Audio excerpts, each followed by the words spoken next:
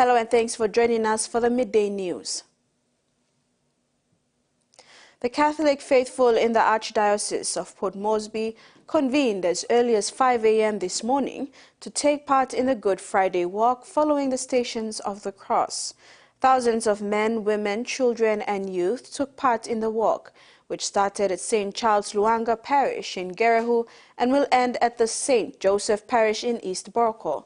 The 14 stations were located at different parts of the scheduled route.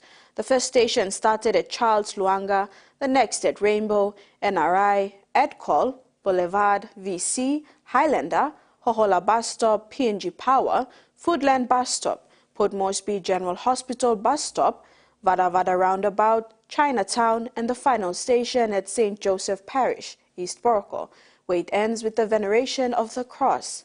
The 14 stations of the cross cover the time from the arrest of Jesus to his death on the cross, and pilgrims meditate and reflect on these moments at each stop.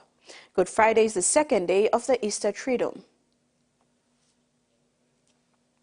Papua New Guinea's Governor-General Grand Chief Sir Bob Dadai delivered an Easter message urging citizens to reflect on Christian values amidst global commemorations. He highlighted concerns over moral decline and recent violence, calling for accountability and responsible conduct.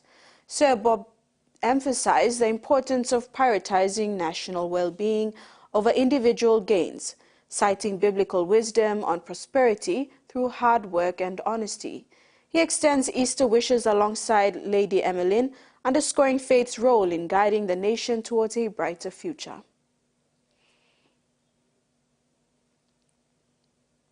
The PNG Teachers Association has announced the extension of the election date for its executives, which was scheduled to commence yesterday. The announcement was made after General Secretary David Numbami fell into a sudden illness. In his absence, the National Management Council appointed Kingston Alu as the acting General Secretary to oversee the election. According to Alu, the tentative dates of the election for the open of the writs is on the 11th of April and will close on the 3rd of May 2024. From this day to the 11th of April. The 11th of April, the writs will open and close on the 3rd of May. On the 3rd of May, it will close. Minister for Oil Palm Francis Maneke showcased the government's commitment to the oil palm sector with 324,000 kina check presented to New Island smallholder growers through the Polyamba Palm Oil Limited. The presentation took place at Pamanana in Kavieng District on Wednesday. This funding is part of the National Oil Palm Intervention Program.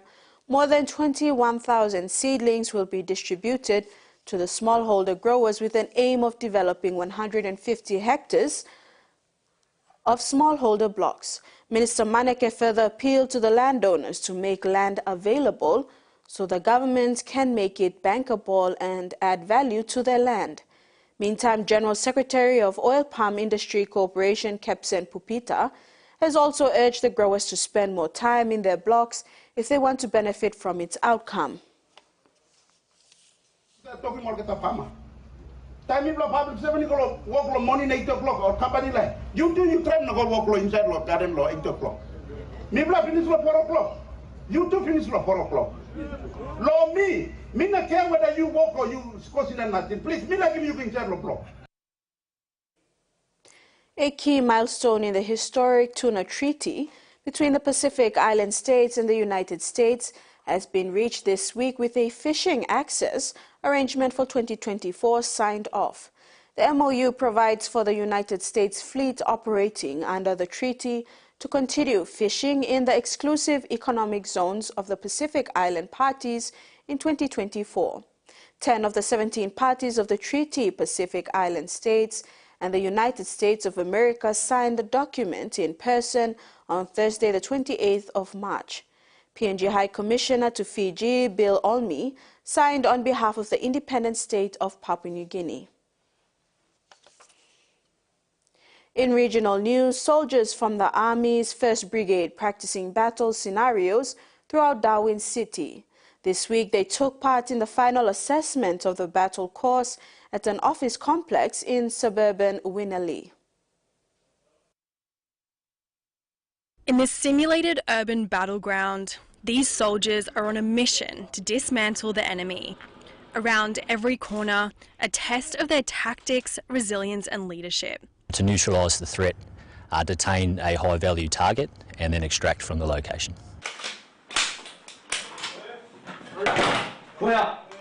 It's a rare glimpse into army training, in an office near the centre of Darwin, carrying real weapons that fire paintball projectiles, mimicking the real thing.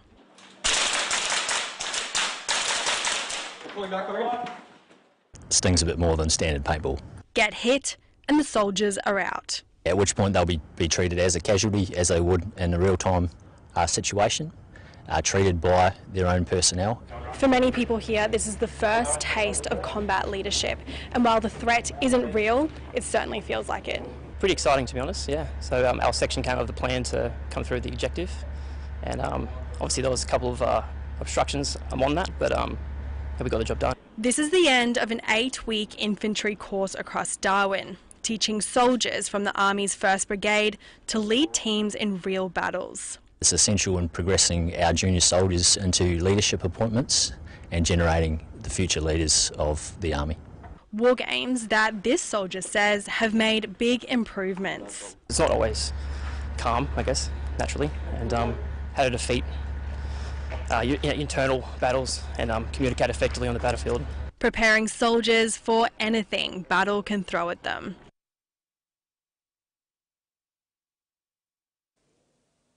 "60 additional police officers are on the ground in Alice Springs as the Outback town enters its 2nd night under a strict youth curfew.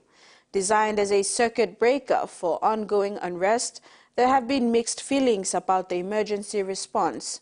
Indigenous leaders calling for more of a say in decision-making for their town. As night turns today, Alice Springs' new youth curfew lifts. It's disappointing, but I do think it's needed for the town. At the moment, it's not been really safe for anyone to go out after 6 p.m. They couldn't stop a lot of people around this place in Alice. Also coming up a lot of talk from years to years. This group of traditional owners throwing their support behind the strict measures to stop violence they say has caused fear in their community.